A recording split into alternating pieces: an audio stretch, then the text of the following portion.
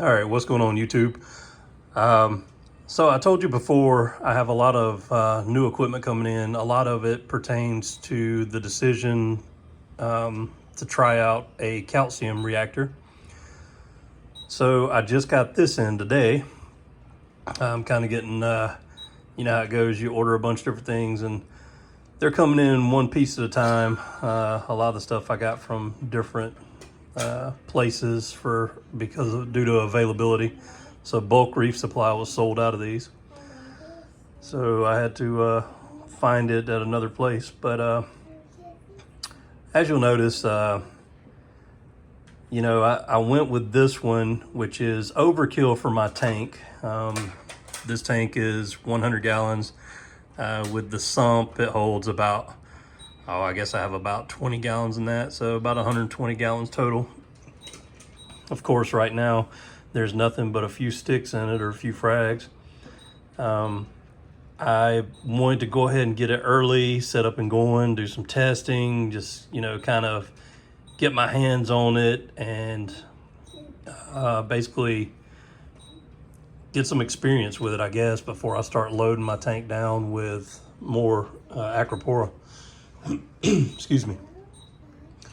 So let's see. I was looking at different models. I went with the Reef Octopus because I've had a lot of good luck with their stuff. I think they make pretty good quality equipment. The other one that I looked at was Geo's Reef. So that was the other contender. I'm not necessarily sure it was actually cheaper than this one. There was a couple, I guess, factors why I went with this one. One, for availability. Geo's Reef, they build to order. A lot of times it says there, they might be running, I think it was like 4 weeks out. But I'd contacted them over buying a new sump, and they said they were 10 weeks behind on those. So if I ordered one from Geo's Reef, it could be anywhere from 4 to 10 weeks on getting it in. So that was one factor. The other was the way they do their lids. If you're familiar with them, they have around the top like screws all the way around it. And you have to loosen all of those to take the top off, whereas this one's just like a cap and just thread it and just turn it and take it off. I don't know if that's a pro or con, really. Maybe, that other design by Geo's Reef might be more stable, might hold more pressure, might be more leak proof. It might be a better design than this one, but, like I said, this one, even though bulk reef supply was out of them, I was able to find it another place and get it within a week. So kind of just went with this one. These things, of course, are not cheap. I went with the oversized one. So a lot of videos that I watched basically said that, if you go bigger, it's going to hold more media, and therefore, you're going to have to fill it up or refill it less. So I thought it'd be a better way to go just to do overkill. The other thought process on that is I'm still strongly considering upgrading my tank to a larger size. I've been eyeing the, I forgot the model of it, the water box, the new ones with the aluminum stands and all. They make one that's basically the tank volume's 185 gallons. I keep eyeing that and I keep thinking about it. If I do that, I would be putting it in my basement and then taking this tank down or selling this tank. So it'd be one of those things that I would move some components over to the new tank, and the calcium reactor would probably be one. So I went ahead and, got it for an even larger size, just in case I do decide to upgrade. But I guess that's enough rambling with it. Like I said, this is my first time ever dealing with a calcium reactor. If you've watched any of my videos, I've had saltwater tanks for 20 plus years. I've just only been into the reef side or the coral side for the past, maybe 10 years, something like that. I've started keeping corals, and then I've just this past year, when I did my first videos of setting this tank up, I've just, for the first time ever, gotten into SPS and Acropora. Before it was all like softies, leathers, things like that.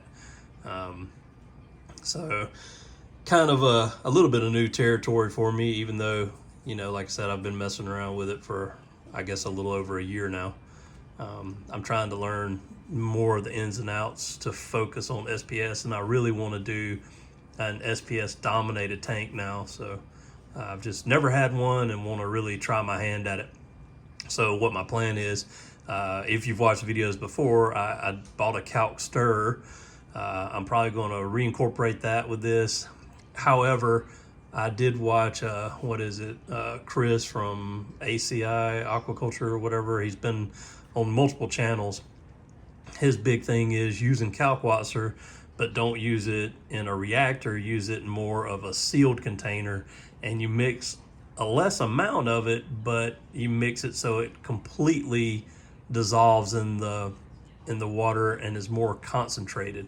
And then you dose that, not adding RODI water to it, but just dose the solution that you've made. I'm thinking about going that route. The only reason that I'm hesitant, he said usually, he had made a comment that your alkalinity will jump to like 12, 13, somewhere in there. Everybody that I've seen in reef keeping always swears by like 8 to 8.5 for alkalinity. And, you know, making sure that that's stable being one of the most important things. And his thing, he says the most important thing is pH, and not to worry as much about the alkalinity. And if the alkalinity is much higher, then that'll be okay. So I'm going to investigate that a little bit more, and I haven't fully decided. I may go that route, may not. Let me know, you know, in comments, anybody's thoughts on it, or if you're doing that, or, you know, what do you think about it? Basically, you know, like I said, you would make the solution of Kalkwasser, and it's basically 6 grams per gallon of water. Put that in a gallon jug, shake it up very well. It's going to completely mix, and then you just dose that solution from like as sealed as possible container. He said, you know, you want to try to keep air out of it. So you basically would, you know, you could dose it with a Apex or Dose or something, and you would constantly dose it all the time, but you would put you don't want to dose more than what your auto top off is putting in, because it is just mixed with RODI water. But then you would put a rule in the Apex to stop dosing if the pH hits 8.29 is what he was saying. So he said his ideal pH was 8.3. If it hits 8.29, then it stops the Kalkwasser dosing. So I don't know. I'm going to look into that, and then, you know, start looking into fooling around with the calcium reactor stuff. I have some other equipment coming in to kind of do videos and things like that to talk about it.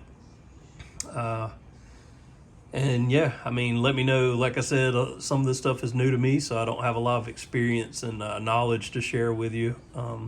I feel like in all the stuff that I've read, I have a fairly good understanding of everything, and I do understand corals and needs, you know, for the most part, and especially, like I said, I've had soft corals and all that stuff, leathers and things, for numerous years, and saltwater fish for 20 plus. So, you know, I do know about saltwater aquariums, but, you know, the Acropora venture is what's new to me.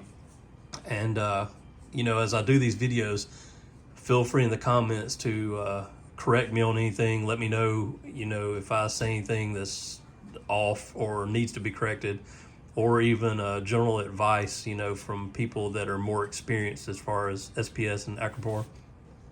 One of the other things and concerns that I have that I got to figure out, one of my, well, really two of my sticks, I had a PC Rainbow and another one, and both of them have, for the most part, lost their color. They look just kind of browned out, but they have really good polyp extension and they look healthy, other than they've lost their color. I'm getting off topic a little bit from the calcium reactor, but, you know, I kind of do that in my videos. So I'm curious of what I'm doing wrong. The par in my tank from the Kessels alone, when I did one of the rentals with the par meter, I was getting almost like 400 in my tank where I had my SPS originally. We'll go up to the tank. Now I did rescape it, so the height of the lights hasn't changed, but maybe the height of certain points of the aquascape has.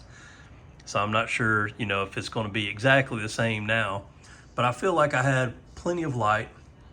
I am using the Tropic Marin Pro Reef Salt. I have been for a long time. I did switch for a little while and tried out another one, and I went back to it. Let's see, what else? I've done ICP test and everything looks good. I mean, I'm not lacking. I'm dosing the Tropic Marin. Which one is it? I forget the minor and major trace elements. I forget the actual name of the bottles. I'm dosing those. When I do kind of a general update coming up, I will show you all about that, what I'm dosing, so we can continue the discussion on the coloration. So I've got the light. Nutrients are super low. Right now my alkalinity is 8, calcium is 450, magnesium is right over 1300. Let's see what else. When I did the ICP test, now this was last time before I redid the tank. It was just before, but that's when these sticks were put in there and started browning out. So that ICP test at the time, potassium was good, iodine was good, all those elements seemed fine. And I know for coloration, you need a certain level of those elements. So it seems like everything is good, yet they still are not coloring up the way I want. I have read some things before that time to time you'll just have that happen and then they'll come back. They can either come back to the same color they were or come back different colors, or they may just brown out for good. So I'm not sure of what I'm looking at here with it, but anyway, that'll wrap up this video. As you see, I'm about to do a water change. I got the lid off. Got some more packages over there. Some other things a lot of it is just, I'm a gear junkie, and I just love trying out new stuff. Anything that can benefit my aquarium, I'm totally for. If people say it'll be an awesome thing, I kind of just want to try it out and see. I've sunk so much money in this tank. I think, to be a 100-gallon aquarium, I think at this point, it wouldn't shock me to say that I have $20,000 in it, with all the different things I've bought. But it is what it is. It's an expensive hobby, or it can be an expensive hobby if you make it. It can be a cheaper hobby if you make it as well. But I've made it a very expensive hobby for myself, especially to have as little as I do right now as far as like corals and growth and everything else. You wouldn't think I have all that money in it, but after rebooting the whole tank, and then yeah, that's where I'm at. So anyway, yeah, let me know any comments, thoughts. I appreciate anybody that watches the videos. If you do, like the videos, it helps put it out there so that other people might see them, and get more comments and things like that from other viewers on here. So that's always appreciated as well. I'm not trying to get my channel to a state of making money. I just, want to get people involved and share my thoughts and get other people's thoughts here together. Have a good one.